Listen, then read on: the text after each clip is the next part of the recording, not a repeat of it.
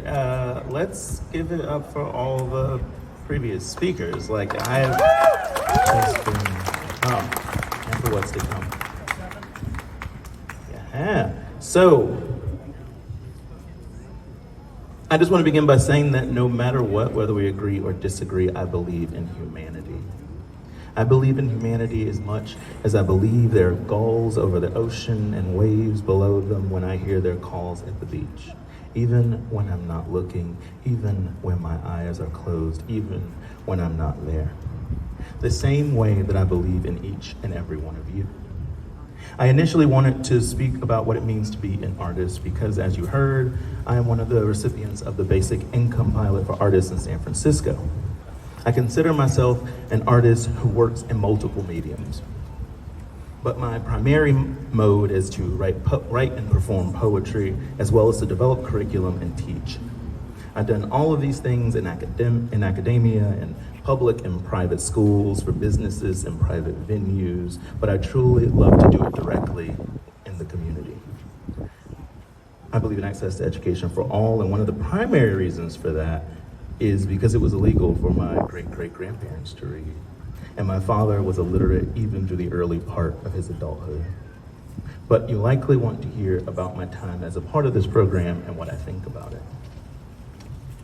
One of the major criticisms of guaranteed minimum income pilots is people think, what kind of impact could such a small amount of money have on such a limited amount of people over a short amount of time?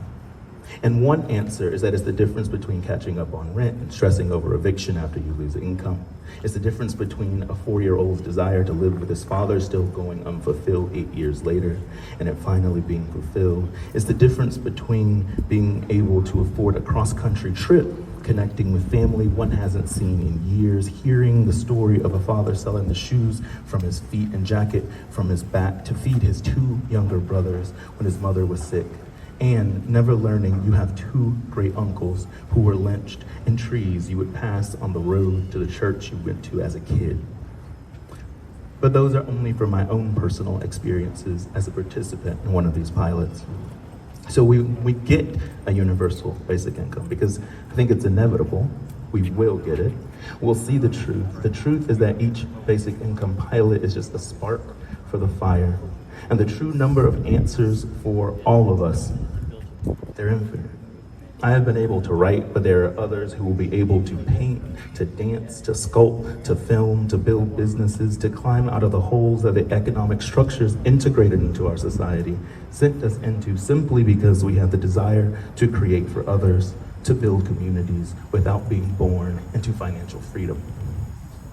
But if it can be integrated, it can also be disintegrated. And a basic income is but one part of that process.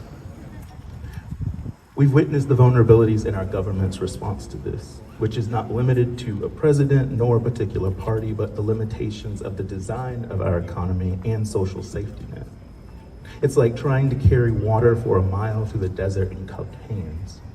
In a world like that, can we call our society humane? Can we call ourselves a society if we allow the savage and unnecessary inequalities of poverty to continue? If we allow citizens to sleep in lice-covered clothes on our streets, if we allow a single child to wake to the dawn hungry, if we do not feed her through the day as she itches, if she can't eat in the evening, if we continue to allow over 44,000 people to die each year from lack of health insurance and leave millions to put off care because of rising healthcare costs, if reparations are not paid for the decades of federally backed, locally mandated policies like redlining or segregation or slavery, which block access to generations of wealth accumulation and intrinsically link class with race. Because it is a choice. It's all of our choices. It's all of our choices today. Under our UBI banners, under these warm beams that are like the vestiges of summer sun, if we can choose to support a child tax credit which eliminates nearly half of child poverty, then we can choose to support a child tax credit which eliminates all of child poverty, as well as supporting multiple measures, including a basic income, to eliminate poverty for all families, for all people of our country. So when we get that universal basic income, and again, we will get it, we'll know that this moment wasn't dying coal embers glowing in the night. This moment is more than the smoke of Martin Luther King Jr.'s desire for the potential of the individual not to be wasted, to make space for new forms of work that enhance the social good. This moment is more than ashes of those whose ideas he inherited and piled at the base of a fire pit of the opposition has either assassinated, defamed, or imprisoned to try and extinguish. This moment has people reading, writing, speaking, gathering, strategizing, demanding the most I have ever seen in my lifetime. And it is through these actions, through demands, that there will be change, because there will only be change we make the choice to be outraged.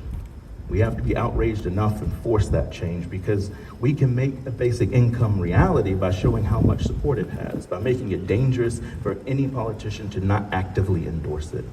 President Barack Obama said that he used to tell his staffers that better is good. The truth is that better is not enough. It never has been. This is not the time to settle for incrementalism. The bill for fixing our systems of exclusion is pink and long past due. If being somewhat better is the baseline, how many generations will it take before there are children who don't wake up to a slow murder, like a housefly kicking itself in the liquid of a bottled Coke? We can't hope for better. We have to demand what's best. We have to believe that a guaranteed basic income isn't radical, as Ann said. It isn't radical for each citizen to have enough to eat or a financial safety net. It isn't radical for each citizen to have the financial freedom to fail, to start a business or create culture.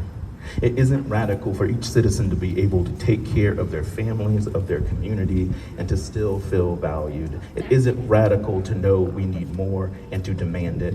So when we get a universal basic income, it's a starting point. We all know that from the first time our 4 or so year old hands draw circles in the sand, or with chalk on a sidewalk, or with a large pencil on paper, that each circle begins with a starting point. And each starting point can become a revolution.